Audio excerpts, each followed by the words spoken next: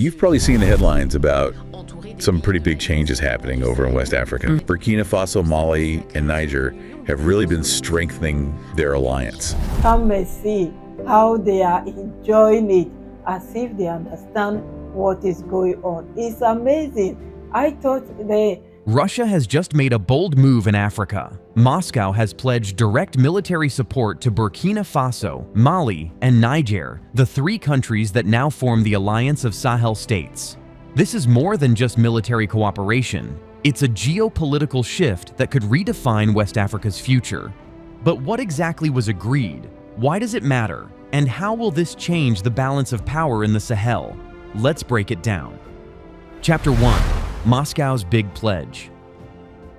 On August 14, 2025, a landmark meeting took place in Moscow, where Russian Defense Minister Andrei Belousov convened with his counterparts from Burkina Faso, Mali, and Niger, the countries comprising the Alliance of Sahel States, or AES. This meeting was historic. It led to a joint statement and a series of memorandums of understanding between Russia and the AES, committing to comprehensive military cooperation. This means training, arms supplies, intelligence sharing, and political backing for the bloc. Now, according to the Moscow Times, Belousov made it clear that Russia is ready to ensure stability in the Sahel and fully supports the sovereignty of this alliance. He called it a decision made freely by the Sahel people who want a path towards sustained peaceful development. This is a bold statement because it shows Moscow's serious intent to become a key security partner. This isn't just an ad hoc partnership. It's a sustained strategic engagement aimed at shaping security dynamics in one of the world's most unstable regions. So, what's at stake here? The Sahel countries, especially Burkina Faso, Mali, and Niger, are locked in a constant battle against jihadist insurgencies. The Russian pledge represents a deepening of military ties that could potentially strengthen the region's security architecture. However, this partnership should be seen as one possible factor among many that might influence the fight for stability. The defense ministers from AES emphasize that defense cooperation is currently the largest pillar of their partnership, providing a foundation for their shared vision of security, though the ultimate outcomes remain to be seen. Chapter 2. Who are the Alliance of Sahel States? Let's break down who exactly makes up this new alliance. Formed in September 2023 under the Liptako-Gourma Charter, the AES is essentially a mutual defense pact between Burkina Faso, Mali, and Niger. According to Reuters, this bloc was born from the urgency created by security crises and successive coups in these countries. They needed a new structure to deal with common threats and shared challenges. Fast forward to July 6, 2024, the AES took a big leap by formalizing into a confederation in Niamey, Niger's capital. Now, this wasn't just about defense anymore. It grew into a multi-sector cooperation platform that includes economic and social collaboration. Al Jazeera reported that the AES countries pledged joint defense efforts alongside economic and social integration.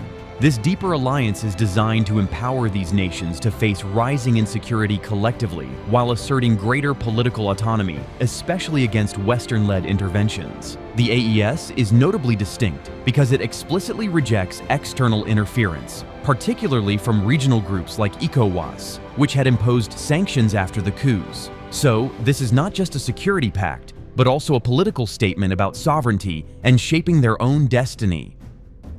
Chapter 3. Why the Sahel matters geopolitically. Now, why does this region matter so much globally? The Sahel is resource-rich with large deposits of gold, oil, and crucially, uranium. Niger is a heavyweight here, providing about 25% of the European Union's uranium imports. That is huge when you consider uranium's role in nuclear energy and power generation. The World Nuclear Association highlights just how vital Niger's uranium exports are to the EU's energy infrastructure. This resource wealth makes the Sahel a hotspot for global competition. Powers like France, the US, Russia, and China are all vying for influence here, each wanting to secure access to these natural resources and establish strategic footholds. This explains Moscow's tactical interest in deepening relations with the AES. Not only does it serve regional security goals, but it also positions Russia in the race for Africa's vital commodities. The region's geography further accentuates its importance. Situated as a bridge between North Africa and Sub-Saharan Africa, The Sahel is a key migration route to Europe, and this has drawn additional global attention to regional stability. The stakes are high. Whoever controls the Sahel controls a crucial piece of the African continent with direct implications for energy markets, migration flows, and geopolitical influence. Chapter 4. The Security Crisis in the Sahel. Let's talk about realities on the ground. The Sahel remains the world's deadliest terrorism hotspot. According to the Armed Conflict Location and Event Data Project, or ACLED, data from 2024 shows over 20,000 people were killed in jihadist-related violence across the three countries, with Burkina Faso suffering the worst humanitarian crisis and record levels of civilian massacres and displacement. This violence makes the daily life of many Sahelians precarious, with entire communities uprooted and economies strained. The relentless assault by various extremist groups has overwhelmed local forces and undermined governance, pushing these nations to unite against a shared enemy. The AES and its new military backing by Russia come as a desperate yet necessary response to this crisis. The goal is to create cohesive and capable forces to push back against jihadists and restore territorial control. This is the context in which Moscow's military support gains critical importance. Without it, the AES fears further destabilization and humanitarian disasters. Chapter 5. From France to Russia. Historically, France was the dominant military power in West Africa, leading operations like Barkhane to fight terrorism. But the tide turned. According to BBC News 2023, after years of failing to quell the insurgencies and facing domestic backlash, France ended Operation Barkhane. Around the same time, the U.S. also began reducing its forward military presence in Niger and the broader region by 2024. This withdrawal left a power vacuum, and Moscow stepped in quickly. Reuters reported in January 2024 that Russia deployed its so-called Africa Corps, the successor to the infamous Wagner Group mercenaries, to Mali and Niger, occupying bases vacated by Western forces. This shift is more than a military transition, it is a strategic realignment. For AES governments, Russia represents an alternative partner, one offering military support without political conditions tied to governance and human rights. The alliance with Russia provides these states with a lifeline amidst Western sanctions and diplomatic isolation and has become a centerpiece of their security and diplomatic strategies. Chapter 6. What Russia brings to the table. So, what exactly is Russia promising? According to TRT World in August 2025, Moscow is committed to providing military training, arms supplies, surveillance systems, and political support to the AES bloc. This package aims to boost AES armies, especially in air defense systems and intelligence sharing, critical gaps identified by regional military leaders. Reports even suggest Russia might help AES forces with advanced radar, reconnaissance, and real-time battlefield intelligence, tools essential to combating insurgent groups effectively. Alongside these, Russian advisors are expected to build joint AES military capacities and establish a 5,000-strong force to enable coordinated counterterrorism operations. Beyond hardware and training, Moscow offers important diplomatic support, backing AES countries on the international stage, which is vital for their legitimacy, given Western criticism and sanctions. This comprehensive level of cooperation builds both military prowess and political resilience for the AES. Russia's growing involvement thus reshapes Sahel's defense landscape and signals its ambitions to establish deeper strategic footholds in Africa. Chapter 7. Joint Military Exercises and Capacity Building. The Russian pledge to the Alliance of Sahel States goes beyond supplying arms. It aims to transform the region's military capabilities. According to TRT World, Russia plans to conduct joint military exercises with AES forces in Burkina Faso, Mali, and Niger. These drills are designed to enhance coordination between the three countries' armies, integrating Russian advisors into planning, logistics, and battlefield operations. A key focus is counterterrorism capacity building. Russian trainers are expected to help AES develop specialized rapid response units capable of reacting swiftly to insurgent attacks. This includes mobile strike teams, intelligence-led patrols, and border security forces trained to operate in harsh Sahelian terrain. According to Military Africa, AES forces will also receive training in modern command and control systems, improving communication and coordination across units and national borders. Technology will play a crucial role. Russia is expected to provide surveillance equipment, drones, and radar systems to improve real-time battlefield awareness, giving AES forces an operational edge against jihadist networks. Beyond hardware, Russian advisors will mentor AES officers in strategic planning, logistics management, and joint operational coordination. The overarching goal is to professionalize AES militaries and create a cohesive, interoperable force capable of sustaining long-term security in the Sahel. According to experts cited by TRT World, these measures could significantly improve AES operational effectiveness, giving the bloc a stronger foundation to counter extremist threats while projecting a united regional defense posture. Chapter 8. The Regional Fallout. Turning to the regional political repercussions, the AES countries drastically changed their stance towards regional integration organizations. In January 2024, the AES formally broke ties with the Economic Community of West African States, or ECOWAS. The reason? The AES said ECOWAS imposed sanctions and acted with hostility against the new military governments. According to Al Jazeera, Burkina Faso, Mali, and Niger announced their joint withdrawal from ECOWAS, a historic fracture in West African regional unity. This breakaway has far-reaching implications.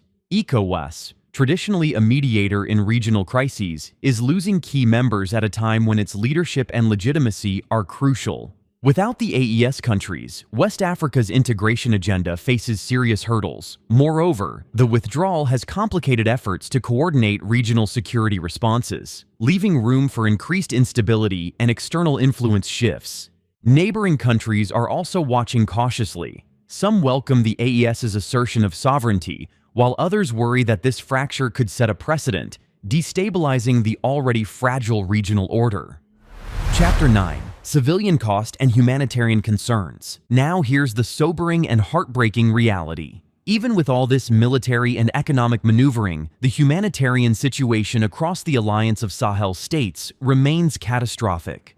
According to the UN Refugee Agency in 2025, over 2 million people in Burkina Faso alone have been displaced due to ongoing violence. Mali and Niger face severe food insecurity, famine risks, and limited access to healthcare, threatening millions of lives in these already fragile states. Critics rightly point out that while Russia's military support might strengthen the authority of the AES military juntas, it doesn't necessarily address the root causes of this instability or alleviate civilian suffering. Without substantial improvements in governance, accountability, and respect for human rights, there's a real danger that this military backing could entrench authoritarianism and prolong conflict. This humanitarian dimension is essential to realize. Military solutions alone cannot fix the Sahel's complex, long-standing crises. Tens of thousands have already died, millions more live under constant threat, and displaced families face bleak futures. Any credible, long-term strategy must marry security efforts with robust development, social inclusion, and the protection of civilians.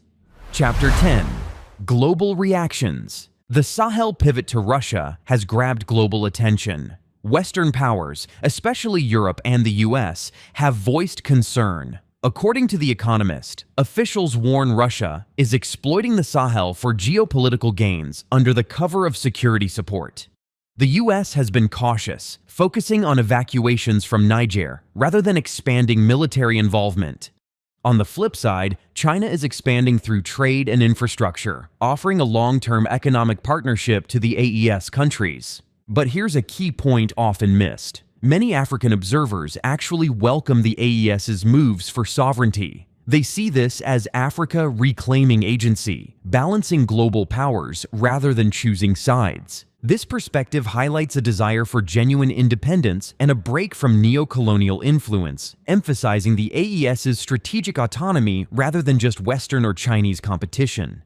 So, the global reaction isn't just West versus Russia or China. It's a complex mix that involves African voices seeking their own path.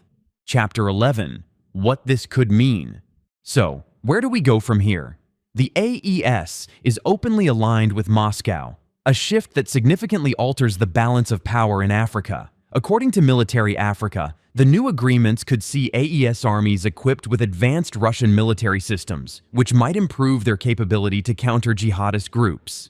Yet, many uncertainties remain. Will this partnership bring genuine stability to Sahel, or will it further deepen the crisis by drawing in competing great powers? The region risks becoming a new theater in the global competition between Russia, Western powers, and China. The coming years will be critical as we watch whether the Alliance of Sahel States can evolve into a stable, effective regional bloc, or if it will fracture under internal challenges and intensified international rivalries. This transformation will have profound consequences not only for the Sahel, but for the future of geopolitics in Africa and beyond.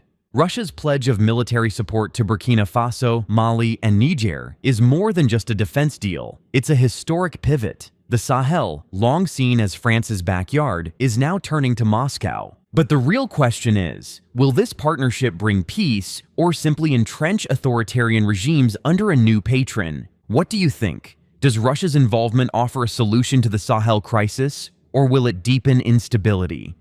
If you find this video insightful, don't forget to hit the like button, subscribe to the channel for more deep dives into global power shifts.